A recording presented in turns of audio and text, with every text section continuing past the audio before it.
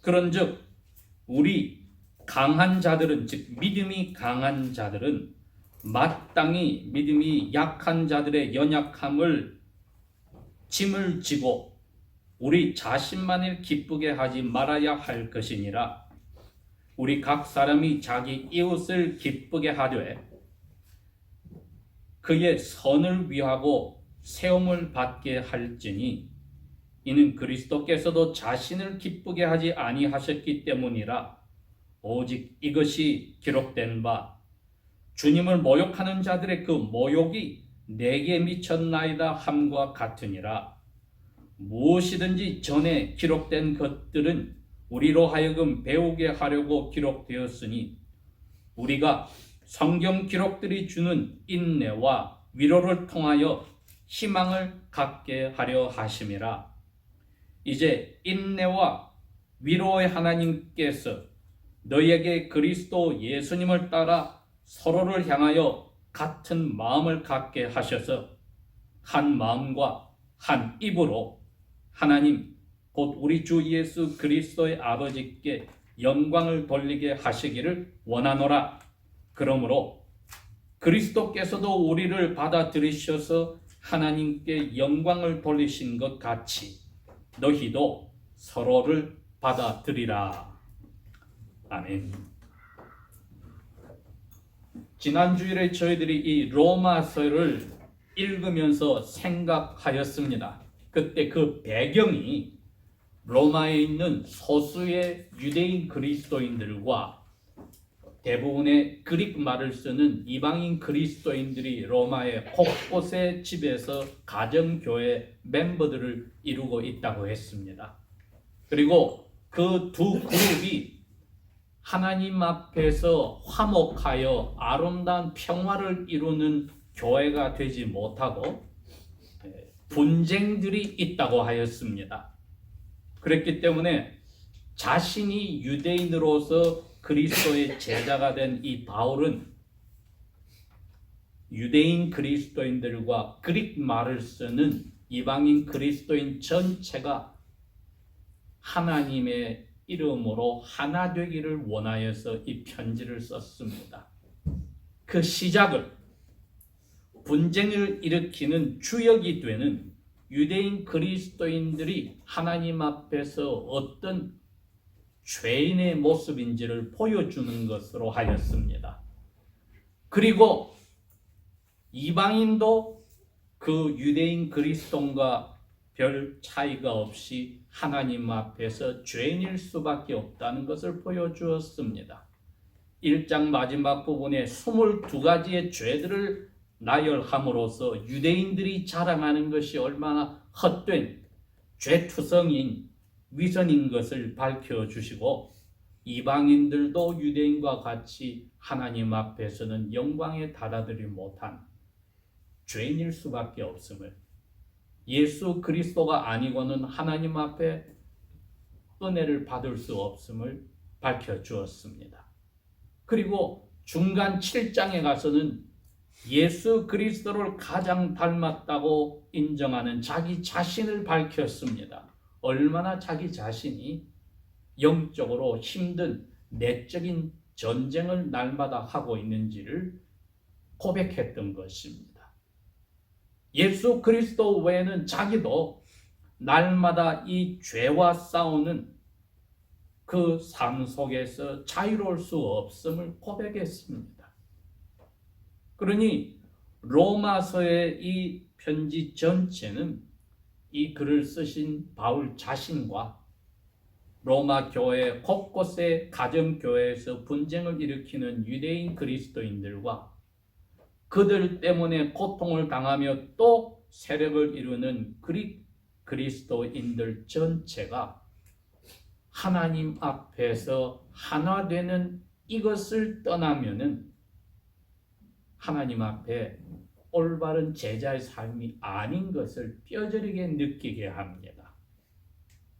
왜냐하면 이게 하나님께서 성령님을 보내셔서 모든 유대인 그릭 그리스도인들을 하나님의 아들, 딸로 입양을 했습니다.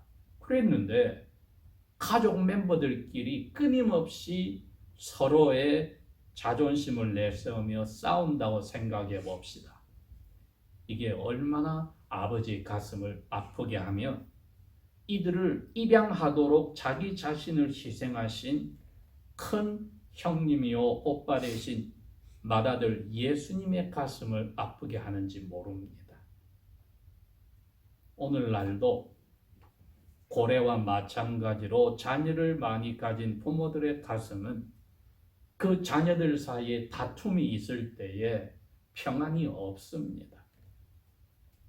그러니 이것은 그리스도인들 사이에 지역교회마다 멤버들 사이에 다툼 때문에 평안을 잃어버리면은 하나님께서는 불명예를 당하십니다. 인간 사회에서도 다투는 자녀들을 가진 부모가 그 부모를 아는 이웃이나 친척들에게 볼 면목이 없는데 하나님 아버지는 사탄 앞에서 볼 면목이 없습니다. 기껏 사탄의 자녀에서 핏값을 주고 뽑아 놓았더니 자기들끼리 다툰다 생각을 해보십시오. 이것처럼 하나님께 불명예가 되는 일이 없습니다.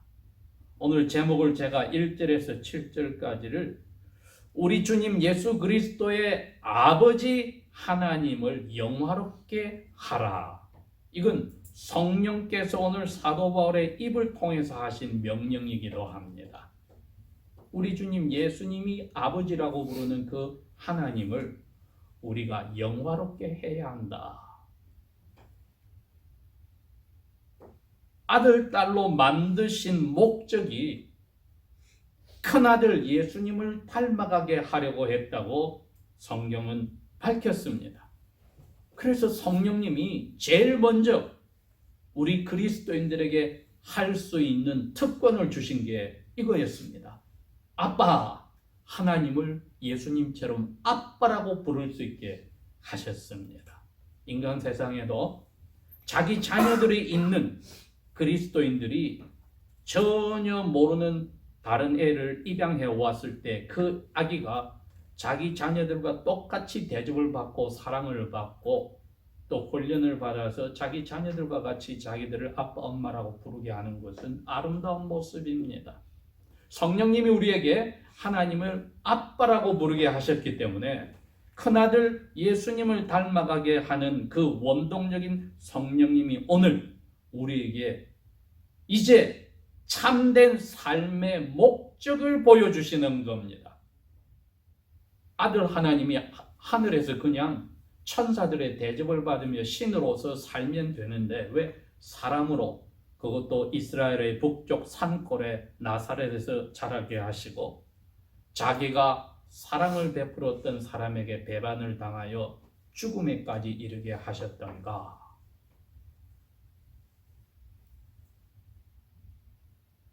사람으로서 에덴 동산에서 아담과 그의 아내가 사는 목적을 실패한 것을 다시 회복하기 때문이었습니다.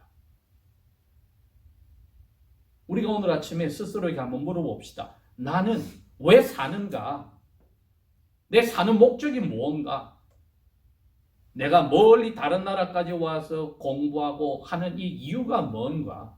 도대체 이 목적은 무엇이 있는가? 성경은 딱 하나 밝혔습니다. 하나님을 영화롭게 하려고 만들었다. 그러니 하나님을 영화롭게 하는 그 삶이 아니면은 사람 구실을 못한다는 겁니다, 여러분. 부모님의 명예를 드러내지 못한 자녀들은 자녀의 구실을 못한다는 뜻입니다. 학생들이 왜 공부를 열심히 해야 합니까? 하나님께 영광을 돌리기 위해서입니다. 어떻게? 자기 자신을 위해 쓰지 않고 이웃을 위해서 내 공부한 것을 내 시간과 정력과 돈과 모든 것을 투자하여 이룩한 것을 이웃을 위해서 하나님이 악인과 선인에게 태양과 햇빛을 비를 주셔서 먹고 살게 하듯이 이웃을 위해서 쓰라고 우리에게 공부를 하게 하시고 직업을 가지게 하시고 사업을 가지게 한 겁니다. 그걸 나 자신과 가족에게만 쓴다면은 그건 하나님이 주신 그 기회를 하나님의 영화를 위해서 쓰지 않은 사탄의 자녀들입니다.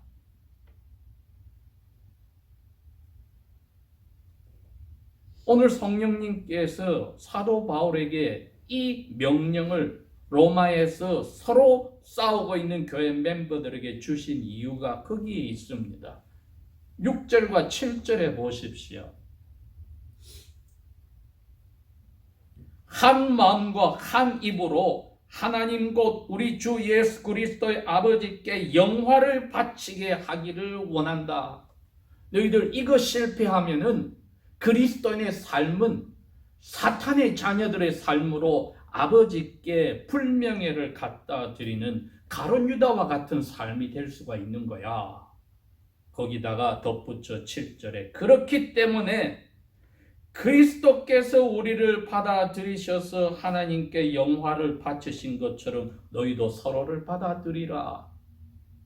즉 내가 이 기준을 가지고 신앙생활을 하고 사는데 너가 그 기준에 못 미쳐? 너는 나의 비판을 받아도 마땅해. 나는 너를 내 기준에 올라올 때까지 받아줄 수가 없어.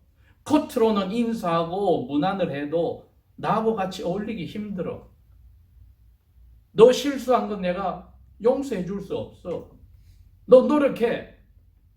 유대인 그리스도인들의 모습이 도덕적으로 이방인들보다 확실히 고상했기 때문에 그리스도의 제자가 되었을 때 이방인들을 내려보는 것은 자연스러운 본성입니다.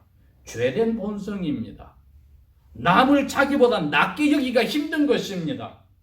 왜? 도덕적으로 우수하니까. 모든 면에서.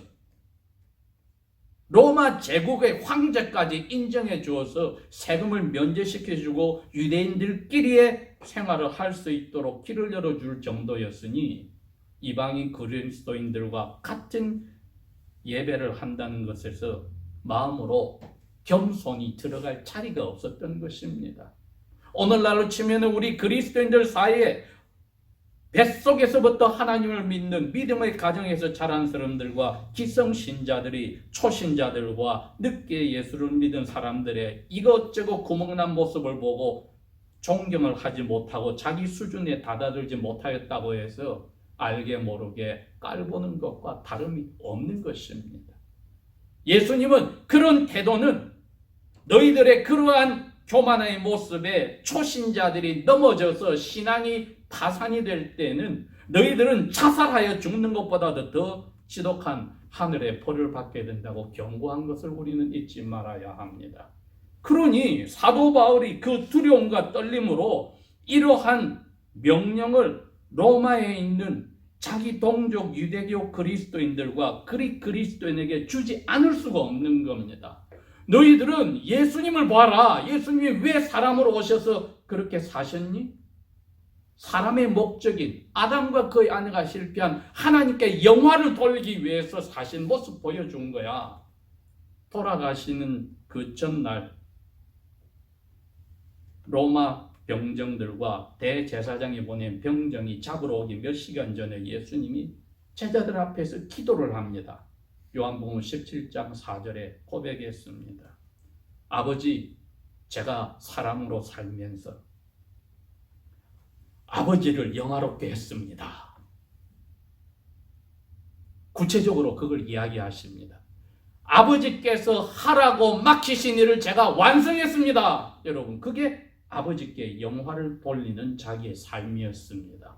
아담과 그의 아내는 하라는 일에 반대를 하여서 불명예를 가져왔고 예수님은 하라는 일을 완성하여서 아버지께 영화를 돌렸다고 했습니다. 그렇다면은 로마의 이 두 그룹으로 나눠져 다투는 교회 멤버들이 어떻게 하나님께 영화를 돌릴까? 제자로서 교회로 만들어 주었으니까 무인도에서 혼자 하나님의 자녀로 살게 하지 않고 두세 사람이 이름으로 모여서 교회로 만들어 주셨으니까 교회 전체가 하나님 앞에서 영화롭게 돌리는 삶이 무엇인지를 구체적으로 보여준 겁니다. 너희들 잘났다고 하는 사람, 믿음이 강한 사람, 처음 예수 믿어서 엉성하고 옛날에 안 좋은 습관이 많이 있는 사람들을 깔보는, 그래서 그 사람이 실수했을 때, 넘어졌을 때 등을 밟고 더 코를 뭉개는 그런 짓 하지 마. 오히려 그 사람이 아직까지 옛날 예수 믿기 전에 습관 때문에 가졌던 짐 때문에 넘어졌으면 그 사람 등에 짐을 치워주고 일으켜줘야 되는 거야.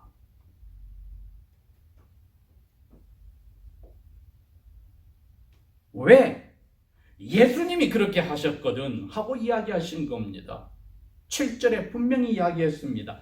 예수님이 나도 유대인 그리스도인도 그릭 말을 쓰는 그리스도인도 즉 우리를 그대로 받아서 아버지께 영화를 돌린 것처럼, 그게 무슨 말입니까? 우리가 죄인으로 나를 위해서 살 때에 그대로 받았다는 겁니다. 예수님의 수준에 올려놓고 이제 너희들은 나의 동생들의 자격이 있다 하지 않았다는 겁니다. 우리가 아직 죄인으로 살고 있을 때 그대로 받아놓고 아버지께 내가 이 죄값을 받을 테니까 얘들을 저희 동생들로 만들어 주십시오 했다는 겁니다. 수준으로 올려놓고 사귀었다는 거 아닙니다. 수준이 안 돼서 죄인이기 때문에 받아줬다고 했다면은 당연히 우리도 예수님처럼 상대가 가장 실수가 많고 문제가 많은 그리스도인들이니, 왜? 로마에 얼마나 우상 숭배가 많습니까? 그 젖어 있는 그 삶, 도덕적으로도 가장 타락한 도시의 그 삶에서 벗어났을 때 유혹이 얼마나 많으며 옛날에 안 좋은 언행심사 습관들이 많은데 거기에 자주 넘어지고 힘들어할 때에 유대인 그리스도인들이 그 사람들을 손가락질 해서는 안 된다는 것입니다. 오히려 그들의 약함을 예수께서 잘났다고 하는 유대인들도 받아서 나 사도 바울도 악한 예수님을 괴롭히는 삶을 살 때 받아서 아버지의 아들, 딸로 입양한 길을 열어주었다면 우리도 그렇게 해야 한다. 구체적으로 구약 성경 말씀 시편 69편 9절을 들어서 이야기합니다. 이건 예수님에 관한 예언적인 시로서 야훼께 사람들이, 즉 이스라엘 백성들이 모욕적인 언행 심사를 다 베풀었는데 그걸 제가 받았습니다. 어떻게? 야훼께서 자기의 불명예를 끼치는 자기 백성이 자기를 모독할 때에 벌 내리는 것을 나 예수가 다 뒤집었을 테니 저에게 다 주십시오. 예수님이 그렇게 한 겁니다. 만약에 그것이 로마 교회 곳곳의 가정교회에서 이루어진다면 믿음이 약한 사람들이 실수하고 지은 죄들을 믿음이 강한 사람들이 이건 이 실수의 결과를 제가 책임지겠습니다, 이렇게 돼야 된다는 겁니다. 왜? 예수님이 그렇게 했기 때문에. 3절과 4절은 그 이야기를 한 겁니다. 그리스도께서도 자신의 자존감과 자존심을 기쁘게 하고 믿음의 강함을 기쁘게 하지 아니하셨기 때문이라 오직 이것은 기록된 바 주님을 모욕하는 자들의 그 모욕이 오히려 나에게 덮쳐서 내가 그 잘났다고 하는 사람들께 아버지께서 내리는 벌을 제가 뒤집어 썼습니다. 무엇이든지 전에 기록된 것들은 우리로 하여금 배우게 하려고 기록하였으니 우리가 성경 기록들이 주는 인내와 위로를 통하여 희망을 갖게 하려 하심이라.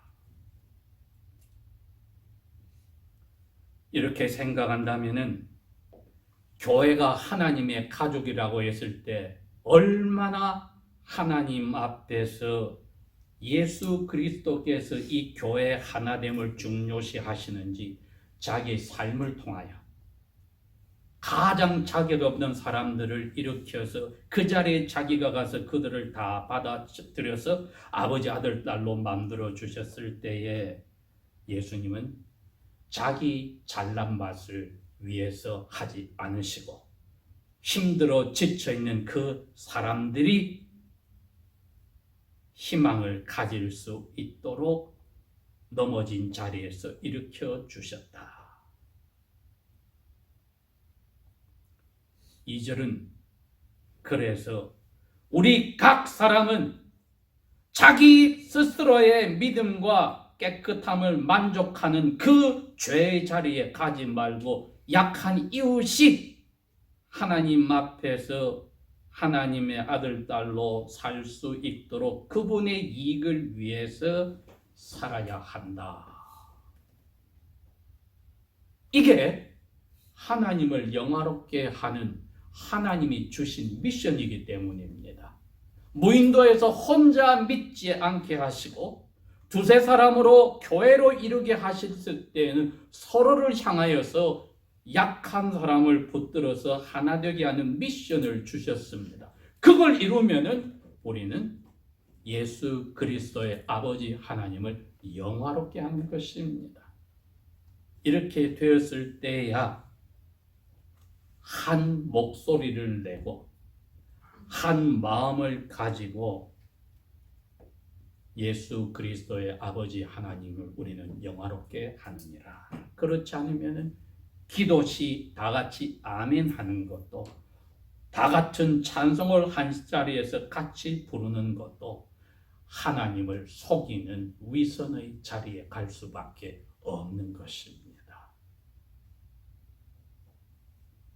하나님은 우리의 마음에서 우러나는 예수 그리스도께서 말씀하신 그대로 각 사람은 자기 자신을 기쁘게 하지 말고 둘러보아 약한 사람의 그 약한 부분을 내가 책임져서 그의 이익이 되도록 하라 하신 예수님의 뒤를 따르는 것.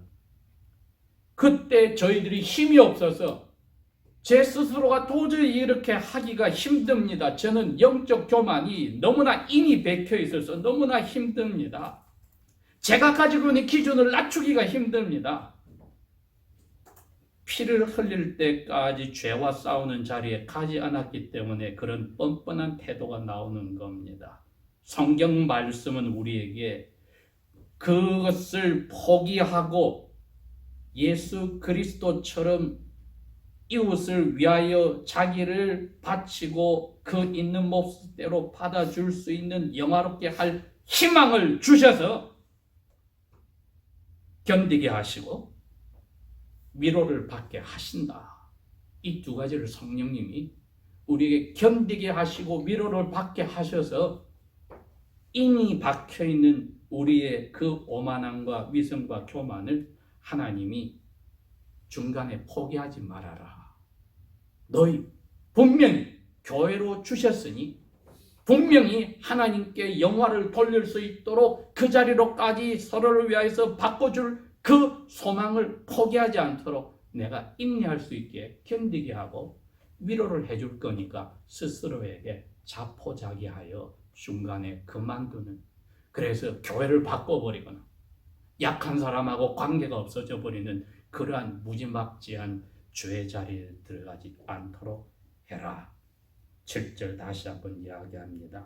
그리스도께서 믿음 강한 사람, 약한 사람 우리 모두를 받아서 죄인을 아버지 아들 딸로 입양하여 아버지께 영화롭게 하신 것처럼 서로를 있는 그대로 받아들이라. 기도하겠습니다.